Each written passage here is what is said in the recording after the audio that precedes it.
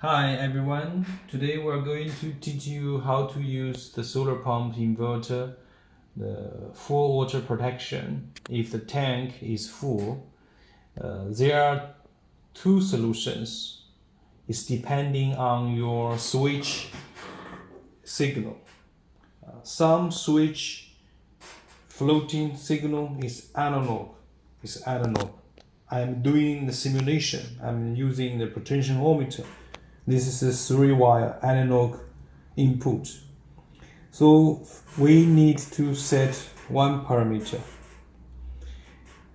47.18. We set 18 to 2. AI2 channel.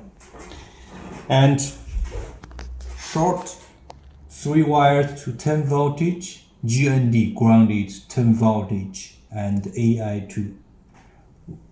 So this is just like a float with analog signal. Now we can do test. We press run. This solar pump inverter is running, right? So when it reaches to the full watt level, we turn to the utmost.